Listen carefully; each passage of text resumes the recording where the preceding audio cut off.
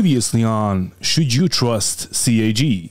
And our goal is, this is the roadmap going forward in, over next year. Again, please don't hold me to dates, because everyone goes, why do you say that, Chris? I'm like, oh. Anyway. But why do you say that, Chris? Why would you say that if that wasn't true? So what did it actually mean? It meant it'll be done when it's done. As always. As everything else is with CAG. Today you will be watching... Come on, motherfucker!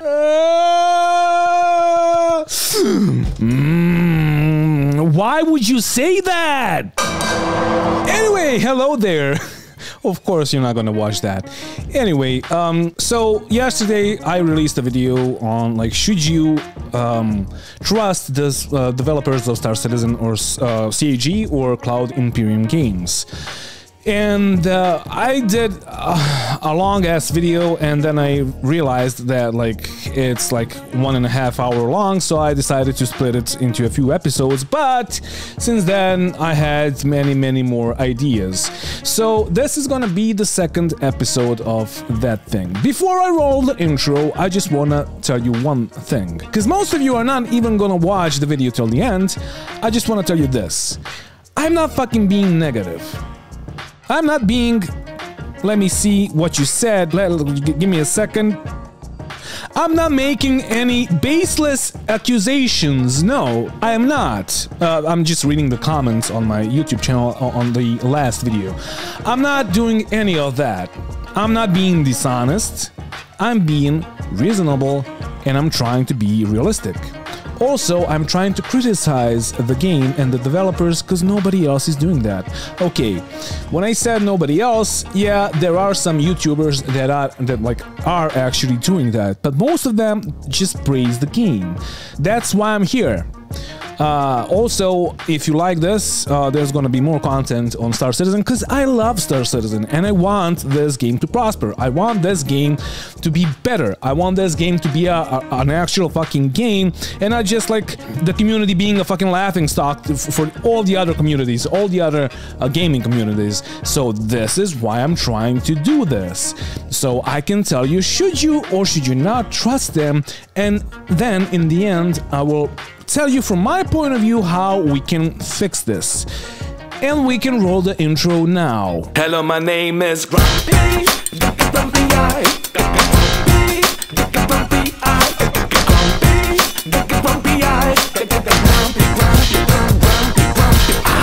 In CitizenCon 2017, they showed us Arccorp, which was supposed to be done in 3.0. Or maybe you can say, like one could say that they meant that they're gonna release Stanton, but then they're gonna add stuff. Okay, it has not been released. Then in CitizenCon 2947 or 2017, they have done the visuals and all of that for Arccorp. And let me show you that. This is Arccorp, according to them.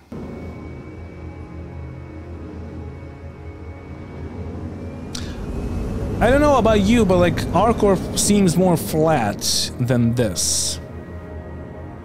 Haven't seen those flames and all those like smoke things, which give you depth.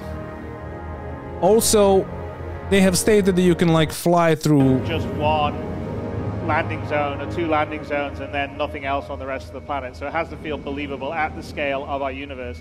And that's always quite a challenge, but some of the technology that we've been building is allowing us to do that, as you can sort of see from the visuals that we're flying around here, where we literally have a planet covered by a city. Yeah, it is fucking amazing. And then they fly through all the buildings. I don't think any other game's quite got this level of scale. Yes. Even though the whole planet is fucking like... You just said that you don't want to have just 4 land zones and that's it, but that is exactly what this planet is. And if you guys know where these like smoke fucking things like chimneys and all of that are, just fucking tell me so I can go there and cry because I fucked up. But then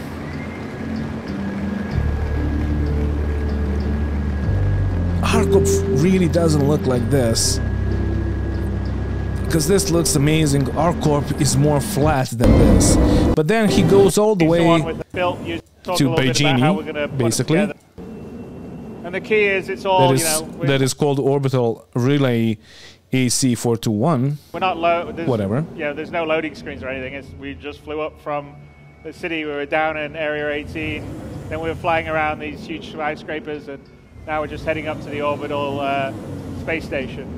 All right, nice, great.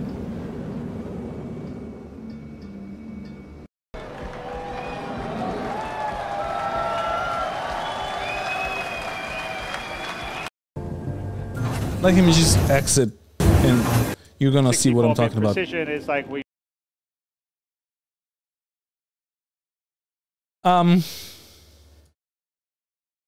Is this what we have right now? 4 years later, or 5 years later, actually. Is this what we have? Can you see this from the pads? No. It's not that. Oh, well, Grumpy, because they, like, you can't have Beijing be that close to the planet. Well, then why fucking show it like that? That is also dishonest. And you know why? Because, like, when you have all of that that fucking looks this amazing, people are gonna fucking buy the game. If you just show them, like Hurston, or, not fucking Hurston, Arccorp, if you show them the way it is right now, it is not as breathtaking as this visual was. But wait, there's more. Before they got to Hurston, they showed us this. So, figured while we're on our way to Hurston that we'd kind of show you a little bit about the tools and basically how we're going to go about filling, hundreds of systems with just as many planets with, meaningful content and things to do for you guys. And the way we're going to do that is... Emphasis on the meaning of meaningful content and things to do for you guys. Is through super powerful tools, really talented art teams, really powerful and hyper-intelligent engineers. So we're going to have to go picture-in-picture here for a minute. All right. So go ahead, run the tools. All right, so the first one I want to talk a little bit about is our procedural city generator. So here, it's a top-down sort of tool that we've built for the artists and the designers. And what they basically do, they draw the perimeters of all their districts. Now, I realize it looks a little bit about like Minesweeper or even like a SimCity kind of look, but actually that's a really nice interface to this kind of thing. So you see what he's actually done here is all the T's are little transportation districts, and all the little yellow H's are actually an elevated area. So these are different districts with different properties within them. And it's important that all those districts connect to each other because, of course, if we've got NPCs living there, that's going to be an important point. Then we hit fill the city layout, and this is when all the models and everything starts to get propagated. But I should mention, it's not just models, it's particle effects, it's NPCs, it's shops, it's signs, it's all kinds of different content that really make the game for you. The other important part of it is being able to set, the actual districts. So it's things like commercial, residential, industrial, and you might have heard of these before. And he sets different heights. These ones are suburban areas, or suburb areas. And this is where, the NPCs will live. It'll be different habitation sort of areas. And then we hit Save City Layout, and we've got our city.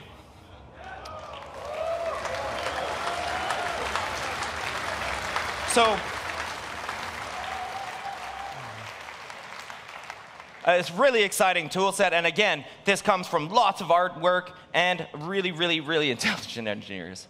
So you can see that in the distance is our elevated area. We've got a sort of industrial area that's been built up. You've got the signs, you've got the shops. And you could even see before when it was a little higher up that there's transportation between all of these districts. So you can still move around between, and that could be monorails, that could be roads, that could be whatever the artists actually come up with.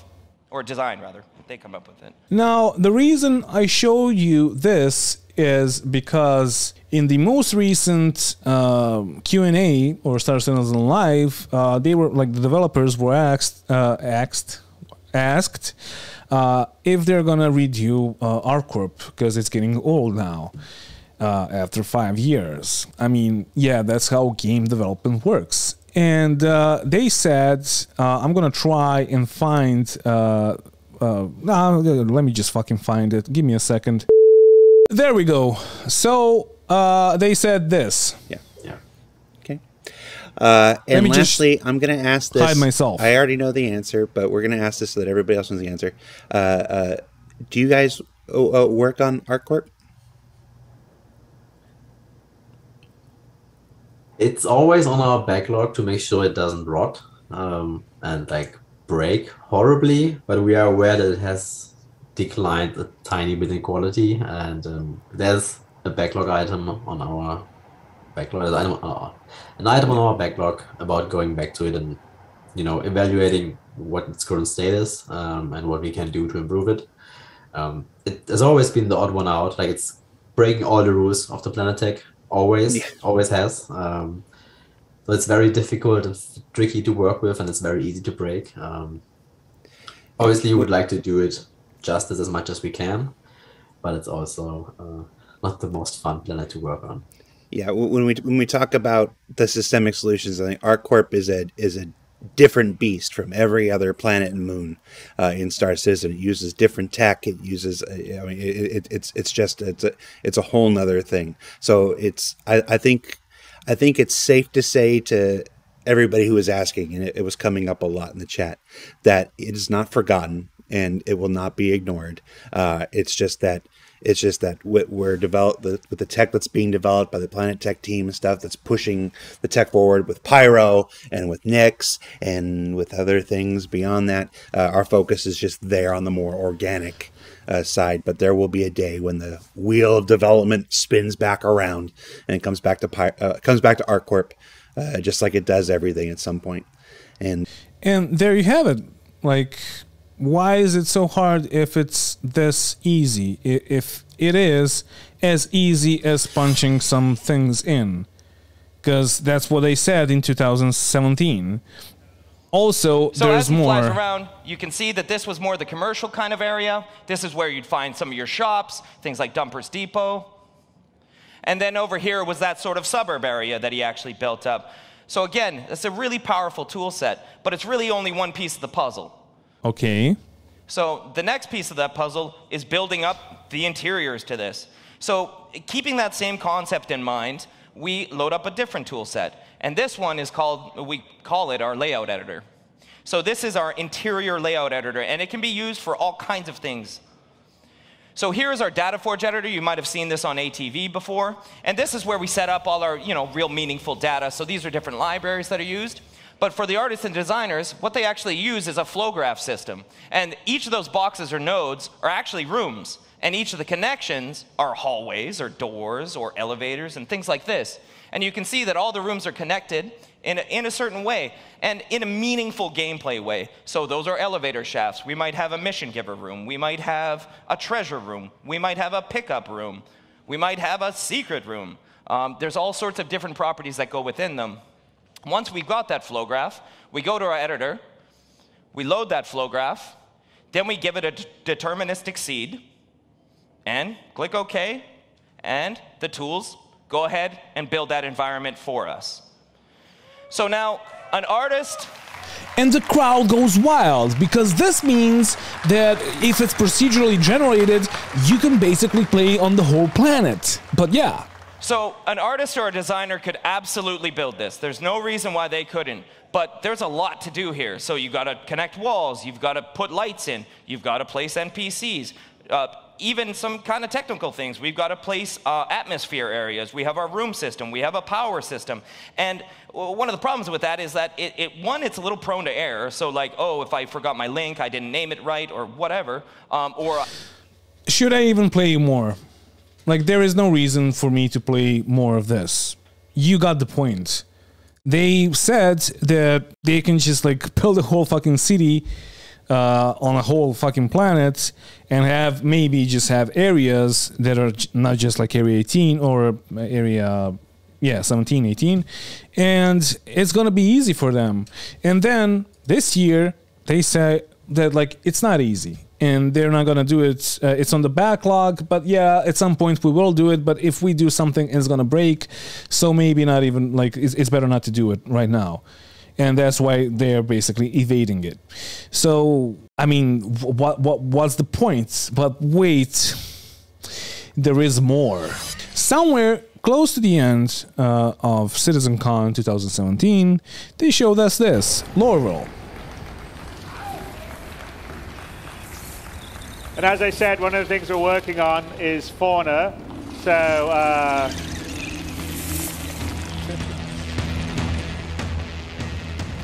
so these are first. These are the Oni, the Zyphopod Oni crabs. So they're little scavengers on Hurston, and there's quite a few other things that we're going to have on Hurston. We'll do it, but you'll have them running around and a bunch of other ones. But there you go. There's Lorville, there's Hurston. 5 years later, and we still don't have that. But wait, there's more. In 2017, there was a video that was called Professions in Alpha 3.0. It's on Star Citizen channel, 10 for the chairman. And yeah, those are like 10 questions. I'm just gonna click on these so you can see what they said. So the first question was, is there gonna be a visible storehouse stock? So, who asks, will items and cargo on planets be in a visible storehouse, or will they disappear somewhere? You want me to give that one? Yeah, okay, yeah, because I missed it. I like the visual stuff. So from the standpoint of the way that we're going to run it, is there's going to be a visual indication in the appropriate sort of commodities place. So not all commodities places necessarily will have sort of a warehouse window that you can see, but a lot of them will, and I really want that sort of feeling that. Right. Next question, loading cargo on ships. So the 9th most popular question, Steve Apollyon asks, are there any plans on cargo loading of the bigger ships, such as the whole series of ships, and is the loading at a space station or even planetary going to be automatic, or will we have specialized small cargo loading ships similar to Argo to load manually if we choose to, similar to the Argo? Yeah, we have talked about the fact that we don't want the larger ships to basically just, you know, park it, click the button, and it's done. That these larger ships that have vast quantities of materials would actually take a significant period of time to unload and may result in missions for NPCs and or other players to actually undertake. We've actually got a pretty comprehensive design right now, but we're still iterating through that because we actually want to unify some of the, you know, some of the functionality for loading and unloading so that it's the same basic concept on the smaller ships as on the larger ships. And right now what we've actually got in the design stage is something that works, you know, I think remarkably well on the smaller stage. It just doesn't scale so well when you start talking about, you know, several orders of magnitude more materials and how you don't bottleneck in terms of getting, you know, potentially dozens or hundreds of other smaller ships to basically extract those resources. So we're still refining exactly how that's going to work, but that's the general direction, is that there is going to be... Alright, I'm just gonna stop him here. So the first thing that you need to know is that this thing is called Professions in 3.0. It's not Professions in 3.x, it is in 3.0. So that's the first lie. Secondly, they were talking a lot about cargo and like how you manage cargo, how you can see the things in the shops and whatever, whatnot, doesn't matter. But none of that is actually still in the game. Like, we still go to the shop, we don't see how much cargo there is in the shop, mostly because there's, like, most of the times there's no cargo anywhere. And then you like fucking draw a bar or like pull a bar or a slider or a potentiometer or whatever you want to call it, and then you click buy or you click sell, and that's it. But yeah, there's more, because they were also talking about salvage and how that is going to work. So yeah, I guys, just go watch this and you're gonna be like, you're gonna understand why some people like me are so pissed off. And yeah, but wait, there's more. Should I do it? Should I do it? I think I should do it. Yeah, I should do it. So back in one of the citizen cons, we had more fauna. Much more fauna. One more fauna. No, fuck it. I'm gonna show you all the fauna that they said that we will have soon. Trademarked by CAG. So we all know what happened in 2016, I think, with the worm, the sandworm. If not, I'm just gonna show you over me talking. I'm gonna show you the magnificent, the glorious, the fucking amazing sandworm. But there was more to that, and I'm gonna come back to that, and I'm gonna rewatch it with you guys. But that is not the only thing that we actually got, like, that was actually announced. So back in spring of 2020, there was a video that was called Creature Feature inside Star Citizen. And they showed us Up until now, the character team's been working on various things. Some high-end Tier 1 Squadron 42 characters. We have the new Hair 2.0. We've got alien races, mission givers for the persistent universe. We're working on various armors and clothes. But we're at the beginnings of something brand new, and that's the creation of creatures. Creatures. Now watch the clip. Watch this clip now. When creating creatures in a game, there are many different approaches you could take at the beginning. You could start off doing something simple, for example, like this is fireflies simple. or little rodents or things. If this is fucking simple, then why the fuck isn't it in the game already? But never mind. Let's watch more. Let's watch more. Things that are, you know, fairly simple from an AI perspective. That could be. So there's cows or whatever. Are now whatever focused on something fucking that space hopefully whales. Players and developers alike get a little more excited about, and that would be. But this allowed us just to have some focus. Rather I don't know than just what this complete is. Blue sky, anything. That sometimes is extremely difficult for a concept artist without having any direction. So what we did in archetypes was we found some archetypes and we named them like bear and tiger and crab, things like this.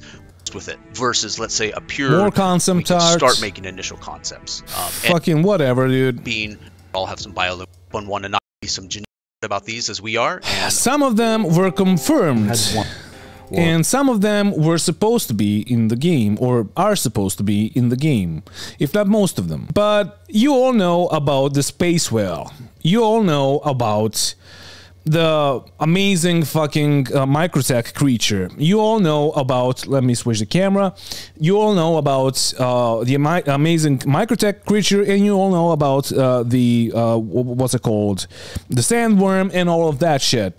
But apparently there should be more stuff, which we're not gonna get, but there should be more stuff that we're not gonna get.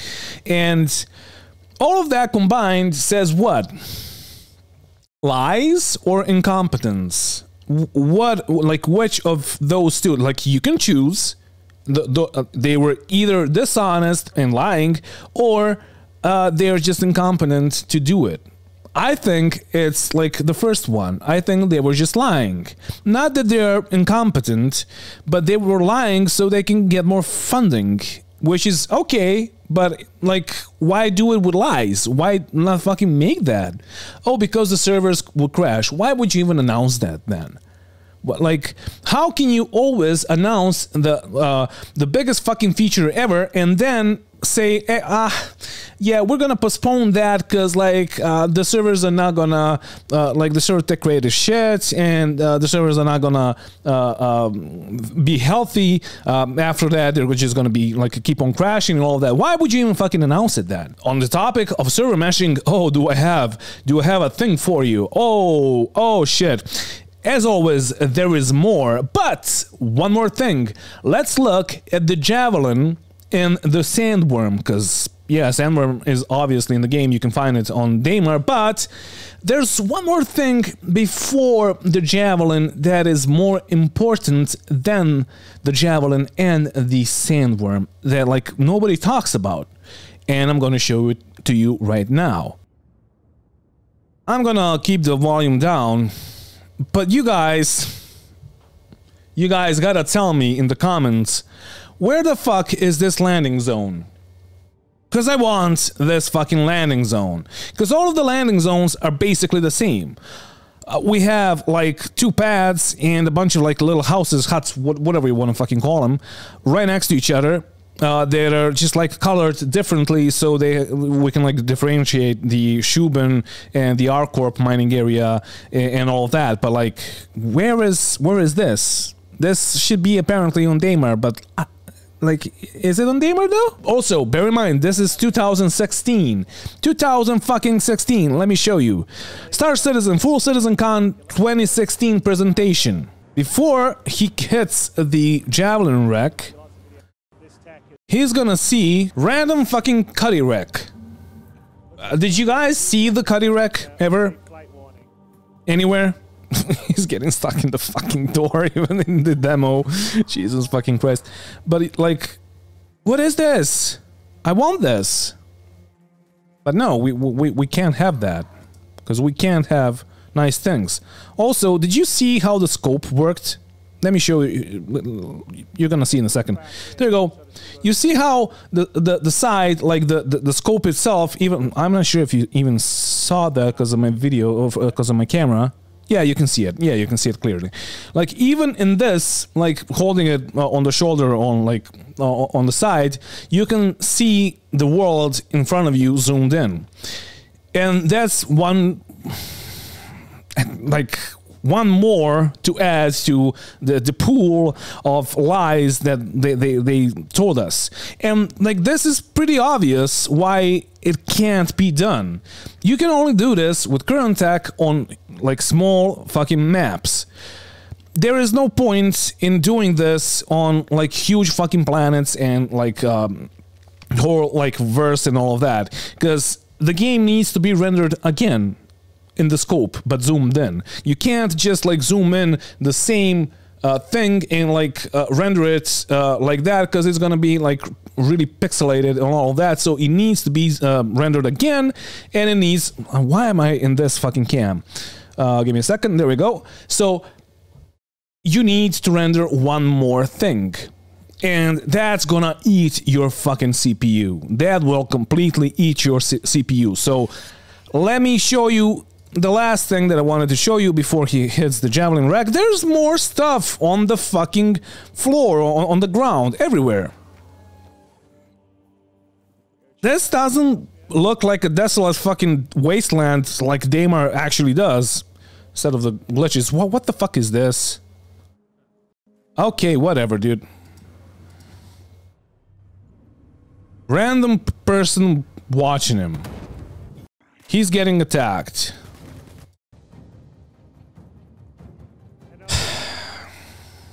And then he comes and he sees another wreck that is still not a Javelin wreck. Which wreck is this? What is this? Did you see the cloth mechanics on the right? Let me just... do you see the fucking cloth? Do we have that in the game right now? Just asking. Because you can see that in CitizenCon 2017 and 2019. Those same fucking cloth mechanics. What is this? Like, have you ever done this? I mean, obviously you have. A lot of times, dude. Like, just hit me up in the chat. Yeah, obviously, dude. Like, I did it like a couple of times now. I think this is a fucking Argo cargo pod. Yeah, this is an Argo cargo pod. Little fucking outpost. What is this? What is this? These trees? On Daymar? No? No, Daymar doesn't fucking have trees. What is this? This is not Hurston. It's not Daymar either, because he has no helmet and there's trees here. So what is this? Which planet is this? Do we have that planet? I wasn't on that planet or moon ever. Oh, there's another one. You need to secure scan once more. And then, in the end, you all saw it. Sandworms and Javelin wreck.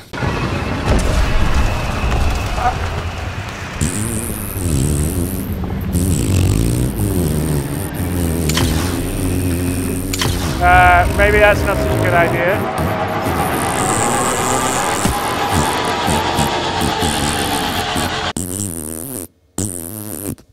Shit. But wait, there is more. But I'm not gonna talk about it right now because we are already at like half-hour mark and I don't want to bore you like for an hour a day. So, yeah, there is a lot of that.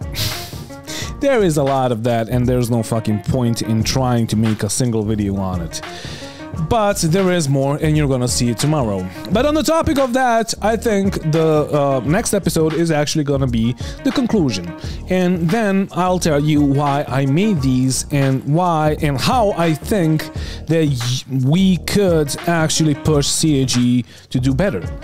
And in the end here, thank you for watching and thank you to all my patrons for supporting the channel, for supporting me, doing everything I do, for supporting me buying fucking lights and all of that. If you want to support the channel, you can become a patron by clicking on the link down in the description of the video, or you can, like, because this is a premiere, on the side there's on the side here, yeah, on the side here, right next to the chat, there's like a donate button or super whatever, I don't know what it's called.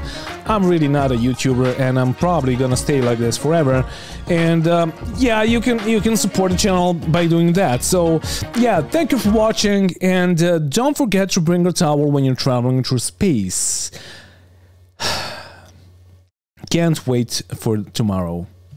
Mwah. Bye.